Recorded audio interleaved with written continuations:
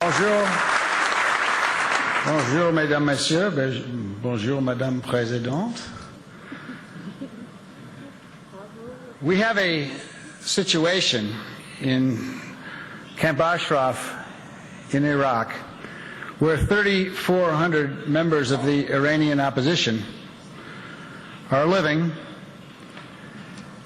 unarmed and in great danger. And there has been a great deal of misinformation put forward by the pro-Tehran lobby in the States, which has appeared in some newspapers. So let us look simply first at the facts. Fact number one, the Iranian opposition group MEK was classified as a terrorist organization by the United States Department of State in 1997. Earlier in July, Ambassador Martin Indyk, one of the most respected Middle East experts in the United States, testified before Congress that the motivation for this classification was to help open a dialogue with the ruling party of Iran.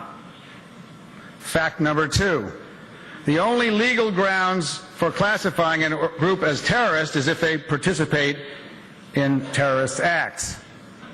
The United States Court of Appeals in Washington, D.C. ruled last year that this group was not given due process and ordered the State Department to reevaluate this terrorist designation.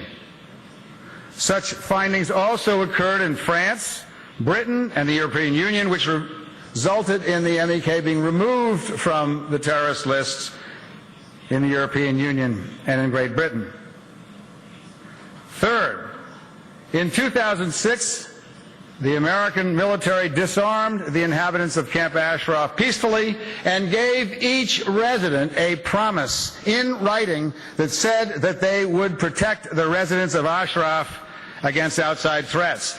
At that time, agents for the Federal Bureau of Investigation's anti-terrorism group came to Ashraf and screened every single one of the 3,400 residents, and not one was found to be associated with terrorists or terrorism. Fact number four, many of the residents of Ashraf have lived in Western countries and have been educated in the West. The quote-unquote negotiations conducted between the State Department and the residents are conducted in English. Many of the people in Ashraf moved to Ashraf so they could fight against the totalitarian theocracy which has ruled their homeland for 30 years, and many have had family members who were imprisoned, tortured, and executed by the mullahs who are running Iran, which is the illegitimate government of Iran.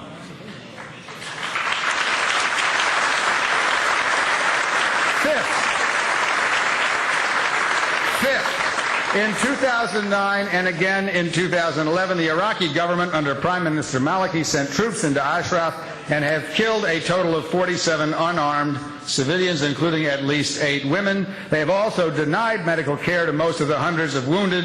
American troops stood idly by a few miles away after being ordered to leave the vicinity of Ashraf by the Iraqis under the sovereignty agreement. Sixth, international courts and courts in Spain have begun investigations into whether Maliki has engaged in war crimes. Another court has recently ruled, in the international court, that the Dutch government was liable for monetary damages to the victims of Srebrenica in Bosnia after Dutch troops stood down during the massacre of 8,000 men and boys during the Balkan War. Seventh, the American plan laid out by an State Department employee is to locate the residents of Ashraf elsewhere in Iraq with only the word of the United States and the word of the Iraqi government that they will be safe. Neither government has kept its word thus far. I congratulate Madam President in endorsing the European plan. I endorse the European plan. The business at hand is to save the lives of unarmed civilians who we promised safety to. America must keep its word, and so must the European powers. is a debate going on in the United States. Let us be clear what this debate is about. There are many people in the State Department who made the calculation 14 years ago that there was a moderate group in the Iranian government that we could somehow make a deal with. 14 years later, they still will not admit that they were wrong, and I am not going to sacrifice 3,400 innocent lives just so they can prove they were right.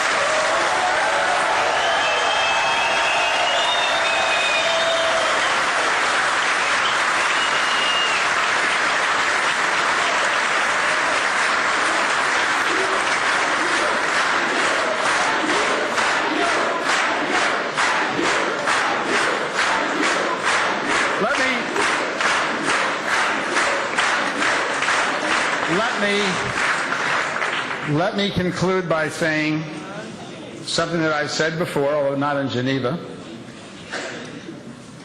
In the end, for me, this is not about the people of Ashraf, and it is not about the Iranian mullahs. This debate is about what kind of a country my country is. If we are a country that believes in the rule of law, and we seek to fend off the slaughter of unarmed civilians, we will keep our word to the people of Ashraf. If we are a country that truly believes in freedom, we will support those who fight for it, particularly by democratic, nonviolent means. If we fail to stand up for what we believe in, and the 3,400 unarmed Ashraf residents are murdered after we pull our troops out at the end of December by the Iranian government or murdered by their Iraqi proxies, we diminish ourselves as a great nation. It is not just a loss for the Iranian people, it is a loss for the American people. If we are to be the greatest nation on the face of the earth, we must keep our agreements and we must stand for our principles: freedom and liberty and justice for all. Thank you.